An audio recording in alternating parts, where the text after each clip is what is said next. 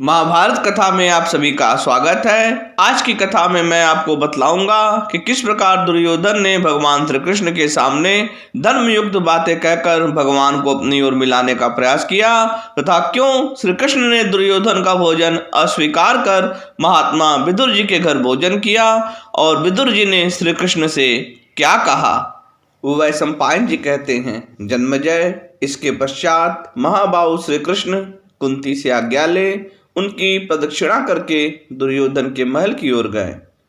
श्री कृष्ण के पहुंचते ही दुर्योधन अपने मंत्रियों सहित आसन से खड़ा हो गया। भगवान दुर्योधन और मंत्रियों से मिलकर फिर वहां एकत्रित हुए सब राजाओं से उनकी आयु के अनुसार मिले। इसके पश्चात वे एक अत्यंत विशद स्वर्ण के पलंग पर बैठ गए। स्वागत सत्कार के अंतरतर राजा दुर्योधन ने भोजन के लिए भगवान से प्रार्थना की, किंतु श्री कृष्ण ने उसे स्वीकार नहीं किया। तब दुर्योधन ने श्री कृष्ण से आरंभ में मधुर किंतु परिणाम में सत्यता से भरे हुए शब्दों में कहा, जनार्दन, हम आपको जो अच्छे अच्छे खाद्य और पेय पदार्थ तथा वस्त्र और शैया भेंट कर रहे हैं, उन्हें आप स्वीकार क्यों नहीं करते हैं? आपने तो दोनों ही पक्षों को सहायता दी है और आप हित भी दोनों का ही करना चाहते हैं। इसके सिवा आप महाराज धृतराष्ट्र के संबंधी और प्रिय भी हैं।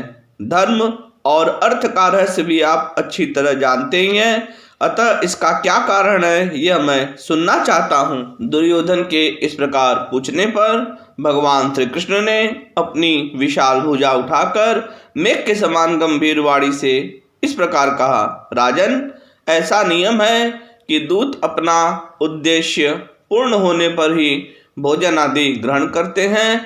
अतः जब मेरा काम पूरा हो जाएगा तब तुम भी मेरा और मेरे मंत्रियों का सत्कार करना। मैं काम, क्रोध, द्वेष, स्वार्थ, कपट अथवा लोभ में पड़कर धर्म को किसी प्रकार भी नहीं छोड़ सकता। भोजन या तो प्रेमवश किया जाता है या आपत्ति में पड़कर किया जाता है। सो तुम्हारा तो प्रेम मेरे प्रति है ही नहीं और मैं किसी आपत्ति में ग्रस्त नहीं हूँ, इसीलिए मैं यह भोजन नहीं कर सकता। मेरा तो यही विचार है कि मुझे केवल विदुर जी का अन्न खाना चाहिए। दुर्योधन से ऐसा कहकर श्री कृष्ण उसके महल से निकलकर विदुर जी के घर पर आ गए। विदुर जी ने बड़े उत्साह से भगवान श्री कृष्ण का पूजन किया। फिर विदुर जी ने भगवान श्री कृष्ण को अनेक प्रकार के उत्तम गुणयुक्त भोज्य और पेय पदार्थ प्रदान किए। उन पदार्थों से श्री कृष्ण ने पहले ब्राह्मणों को तृप्त किया और फिर अपने अनुयायियों के सहित बैठकर स्वयं भोजन किया।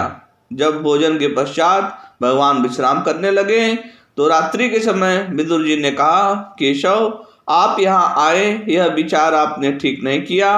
मंदमती दुर्योधन धर्म और अर्थ दोनों को ही छोड़ बैठा है। श्री कृष्ण पहले जिन राजाओं ने आपके साथ बैर ठाना था उन सब ने अब आपके भय से दुर्योधन का आश्रय लिया है। वे सब योद्धा दुर्योधन के साथ मिल करके अपने प्राण तक निछावर करके पांडवों से लड़ने को तैयार हैं।